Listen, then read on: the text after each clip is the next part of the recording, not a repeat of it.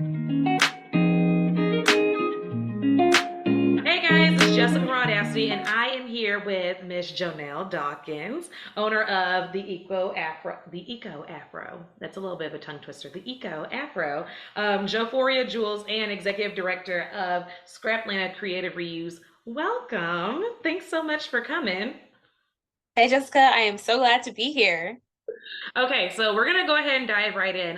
Tell us a little bit. Your whole platform is all about sustainability, and I think that's great, especially being a Black woman, being a millennial. Like that's something that I feel like we as a generation very much so push for, but often you don't see like us in the front lines for sustainability and climate change.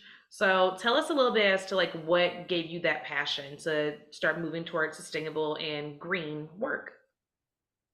So I believe it all started back when I was a kid. I would see Earth Day announcements and things we can do to save the environment and also the effects of that. And it really just solidified in me that we have an Earth that we need to protect. Like when I was in elementary school, we had 4-H trips. I was in Girl Scouts, gardening club. So I really got to just go outside and interact and see the Earth that was worth saving. And when I was in high school, I was in my National Honor Society. And because my school was so far away, I had to like look within my own community for community service hours. And I ended up at a food pantry and I just saw all of this waste every week pretty much where, grocery stores are just giving away tons and tons of food. And we had people who were hungry. Like I was processing paperwork for people who lived down the street from me and things like that. And so I just got to thinking about like the things that I like. I liked helping people. I like fashion. And I wanted to build a career around fashion that would sustain and help the environment. And as I did my own research about the fashion industry and how harmful it was to the environment and how, there are people around the world who aren't protected by these big companies, I knew I had to study fashion merchandising and go into supply chain and auditing and things like that.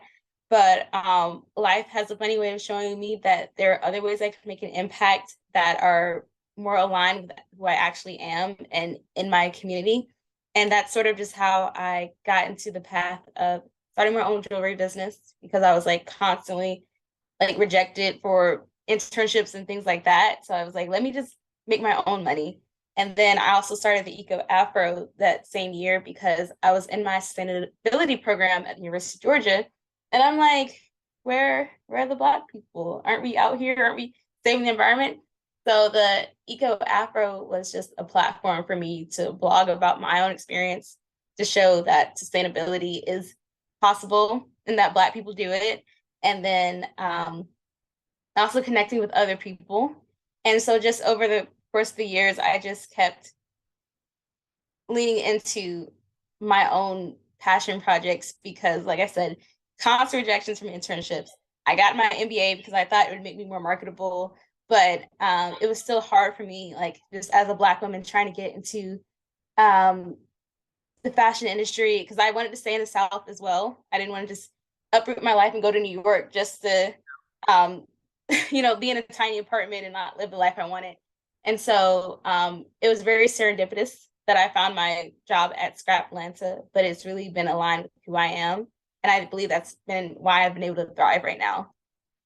That's so exciting. And like it's amazing. I always feel like when you can discover all those things and revamp your not just revamp it, but like truly like build your career in your 20s. I know we're both in our 20s and Yeah.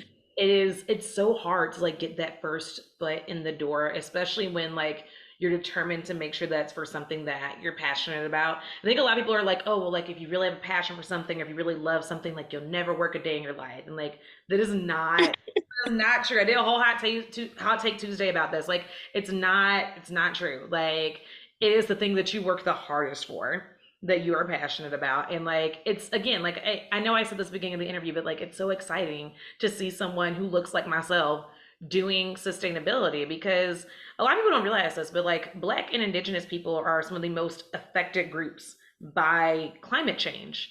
And we will be probably the first to feel the brunt of the earth not being so nice to us anymore. Even during COVID, we were one of the highest risk groups of people to contract the disease and to die from the disease, due to lack of medical care, lack of resources, lack of being believed in the medical care system, and so on and so on and so on. So the same is to be said about how climate change will start affecting us as a group. I want to ask this because I know part of the Eco Afro is to establish Black presence in the sustainability market. Have you had the opportunity to meet other people like yourself? Like, have we met other Black people in the sustainability world before forming your own group? So a lot of it has been virtual. I feel like when I was in North Carolina, it was a bit more rural. So I had a chance to go to like farmers markets and travel. Um, it seems like I actually have had a chance to meet sustainable Black women in Atlanta. The city of Atlanta's has the Office of Sustainability and Resiliency, and the person in charge of that is a Black woman. Atlanta Sustainable Fashion Week is run by a Black woman. Like there are a lot of Black women environmentalists here in Atlanta, and I think sometimes we just don't think about it because we expect it to look a certain way. Like, you know how we're affected by what we see on social media, and one of the things that I sort of got upset about when I was on social media looking for people to connect with as the Eco Afro, it felt like a lot of Black environmentalists were like in California, and like they were like their skin was like lighter and they were minimalist. And I'm like, you can be a maximalist and still be an environmentalist. Like when you thrift things, you can thrift fabulous things, and you know, you can show your colors. Like you don't have to just garden boring things like, you know, cucumbers. Like you can have flowers in your garden. Like you can express yourself and still protect the environment. So, what are some of the ways that you have kind of been breaking a little bit of that ideology? Because what you just told me is honestly new information to me, which makes me really sad that I wasn't as aware as I feel like I should be, that we have such a high Black environmentalist presence here in Atlanta. I mean, everything in Atlanta is Black presence.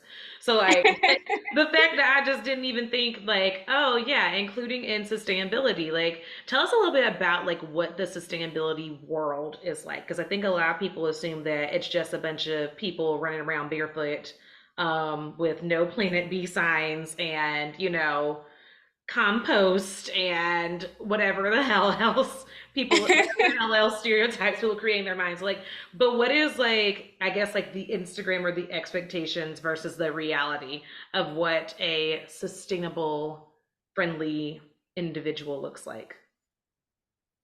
I think the reality is that it's not always an aesthetic, because when Mm, I first started the Eco Afro, I was in my undergrad years in Athens, Georgia. So I had a farm share, and I would post like pictures of how I stored my fruit, and it would look all nice and pretty because, you know, my strawberries are bright red and my carrots are bright orange.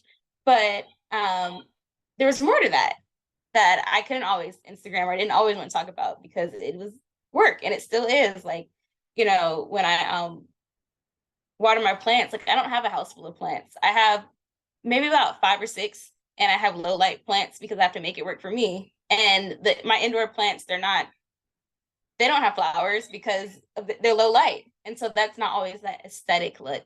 And then it's just small things. Like I know there are a lot of Atlanta environmentalist accounts that talk about MARTA, and you know, people try and go through the challenge of riding MARTA every day or getting from side to side and in town. And you know, some places it can take like 2 hours to get to. yeah. So that's like the aesthetic that people don't want to show you because like, you know, it's so frustrating at times. There's so many people calling for all these things to change, especially here in Atlanta.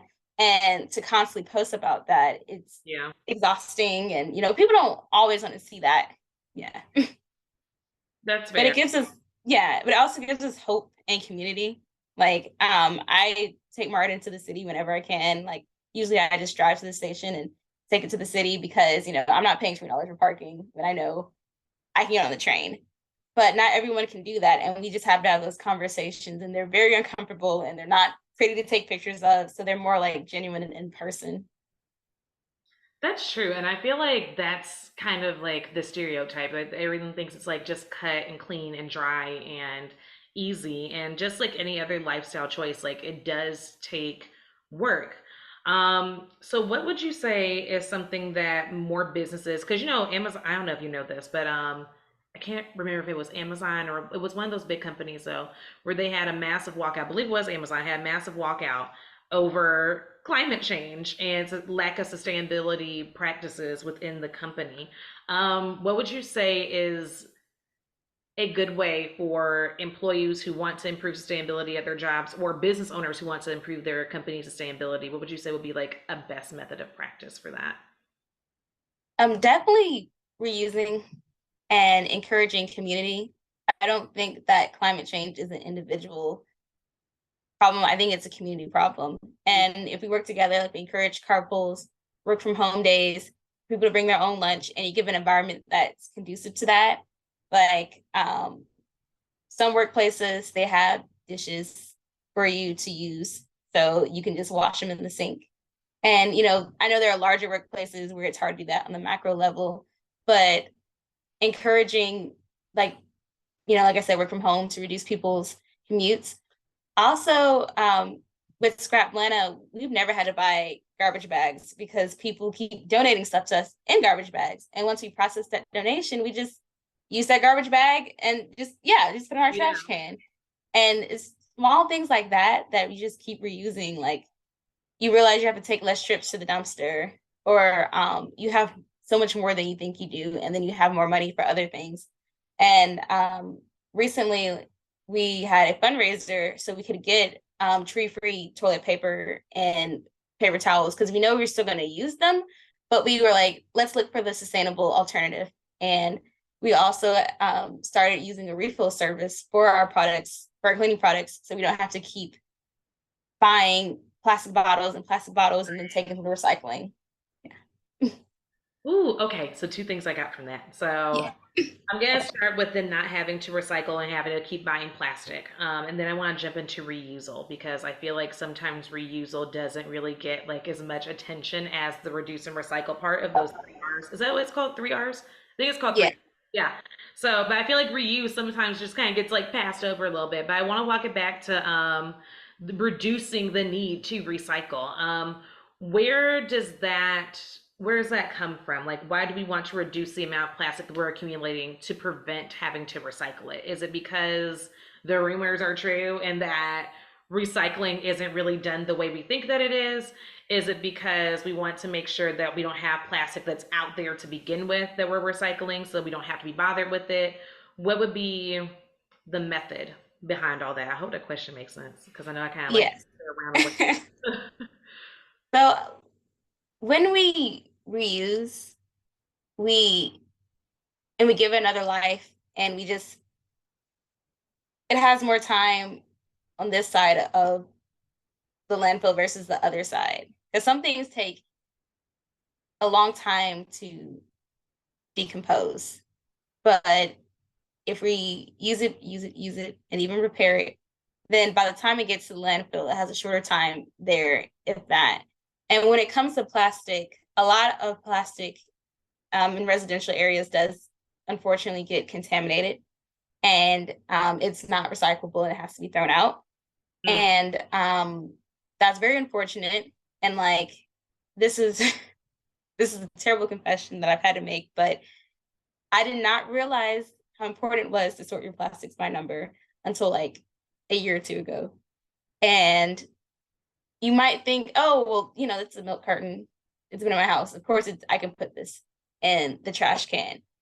I mean, in the recycling bin. And sometimes you can. Sometimes they are, your municipality might allow all number plastics, but like in DeKalb County, they only have ones and twos. And so, you might think it's been in my house. Of course, it's a one or a two, and then it's not. And there goes your plastic recycling that you contaminated. Your neighbor probably didn't know that either. So there goes, tons and tons of plastic that you haven't recycled. And certain plastics like fives are a bit more durable, and you can actually just reuse that.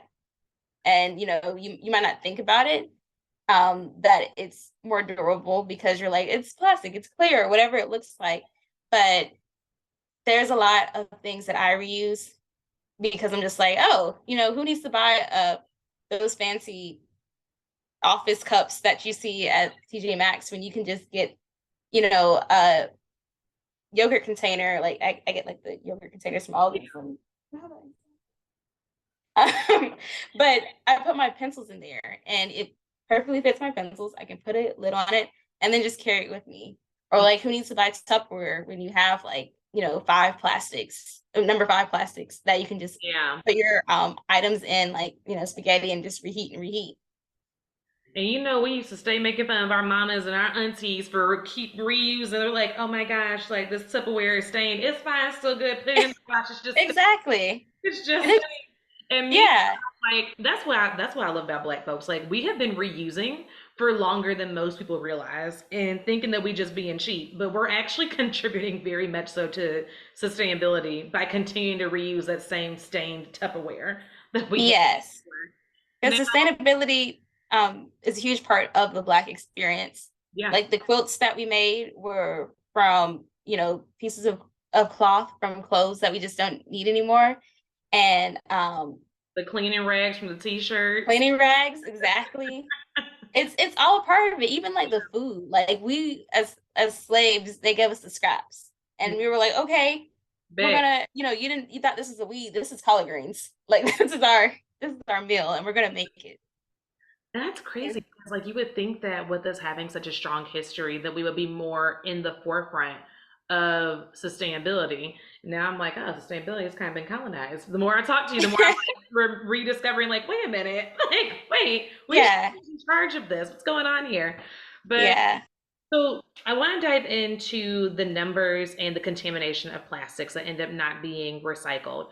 One, what does a contaminated plastic mean? And two, what's the difference between all of the numbers? Because I know like sometimes like I think my condo does 1 through 7 for recycling. You can put it all That's in the good. same bin and everything, but they only take 1 through 7.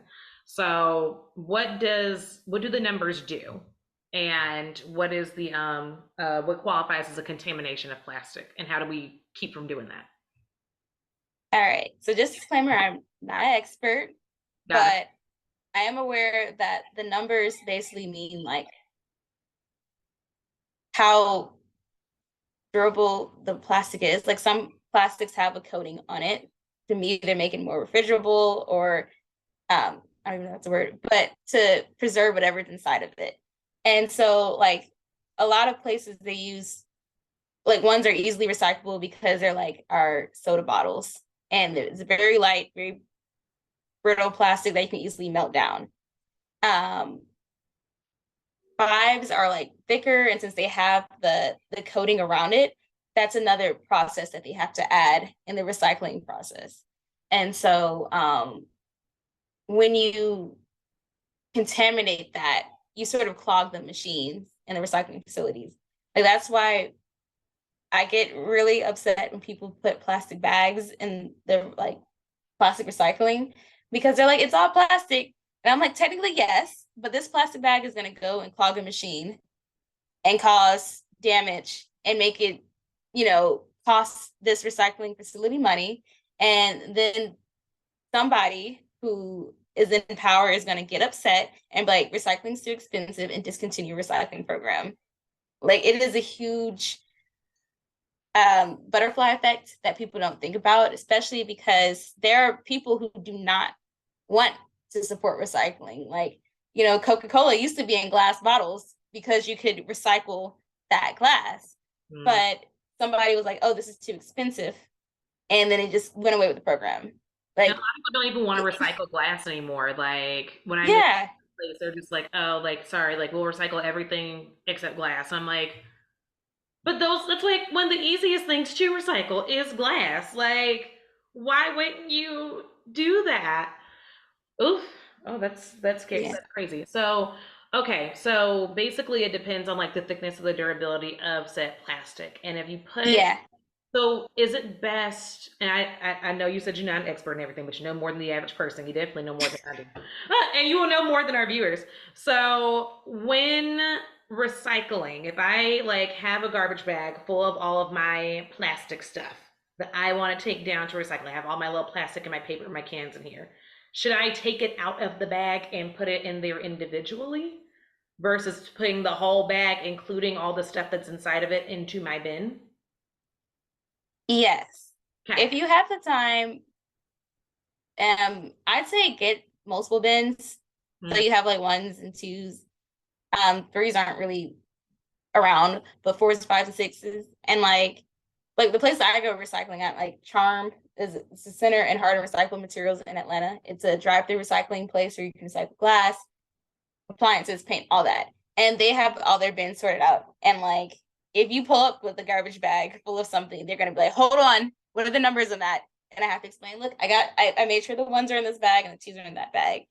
Um, Other places where I've recycled, usually like there's some form of attendant if it's one of a community recycling centers, but just you're on your own in your community. If you have the convenience of it being like, downstairs, I think like the least you can do is just put it in separate bins. So all you do is just like dump the ones and the ones and the twos and the twos. cool. Okay, Yeah. that sounds easy enough. I can do that. And you can do it Yeah. too, guys. Start Yeah. recycling, please. Please. Yeah. And it's not as hard as you think. You just flip it over and you're like, I see that. You Yeah. see it all the time. You didn't think about what it was. So that's how I was. I was like, oh, that's a cute little number. It's recyclable. Oh, and clean your recycling stuff, y'all. That's one thing that I Yes. learned the last couple of years. Like, you can't just throw it like in the recycling bin dirty. You have to like rinse it, dry it, then put it in there. Yeah, that's a part of the contamination. Like, there's a place where I go recycle my aluminum cans, and there was like hornets all around the cans because I remember they're yellow jackets, Like, but they're floating around because of the soda in the cans. yeah, Yeah, but that's something you can fix. But things like, that's spaghetti again. right. Exactly. Yeah. Exactly. Well, before we go, I got one last question, and it's really primarily about reuse. Um, what does reuse mean? What can it look like? How we just talked about how like most of us are doing it more than we think we are, but how can we lean more into reusing and spread awareness about reusal? Because it does seem to kind of get like not the same shine as the other two R's. Yeah. So in terms of reuse, I think the first place you can start is with art. Like through my work at Scrap Atlanta, we inspire people to make art from the things you don't think you would. Like you can make little paper lanterns with toilet paper rolls, or even like you can hide dog treats in them and dogs can like play with them. But you wouldn't think about that because you might just think that's a toilet paper roll. So sometimes it's good to like lean into your community. There are a lot of Facebook groups like Zero Waste Atlanta, and I think even some craft groups where you can just be like, I got all of these plastic bottle caps. What can I do with them? And you never know what your community can say. Like sometimes someone be like, oh, you can make a door curtain with these items. But it's good to just ask people and to really like think about it. Like, don't sit with like a bunch of recyclables in your house for like years and years because you're like, I'm gonna do something with this one day. But like your neighbor might be like, oh, you can use like those toilet paper rolls to help start some of your baby plants. So they have a little bit of protection. Oh, I didn't know that. Yeah. Oh, that's cute. Okay. Yeah. So just ask and it's a little bit of research, but whatever platform works for you. Like if you're on YouTube all the time, be like, upcycle projects and then type whatever it is. Or sometimes elementary schools, they want all of your old markers. And you're like, cool, let me get rid of my markers to this elementary school. Yeah. I love that. Okay, well, I'm definitely going to start leaning more into reusal in addition to all of my reducing and recycling. And guys, you should as well. If you want to learn more about Scrap Atlanta, about the Eco Afro and Joforia Jewels, which she is wearing today, they're gorgeous. They're gorgeous. They're beautiful. Make sure you shop with them. Guys, I will have all of those Instagram handles and website links right here in the caption. So give them a follow. Make sure you show all of your support. Jonelle, thank you so much for being here. It is Thanks such for having me. a pleasure. Yes, like I learned so much today and I hope you guys did too. Hey guys, if you like this content, make sure you give us a like, hit the subscribe button, and we will see you next time. Bye. Bye.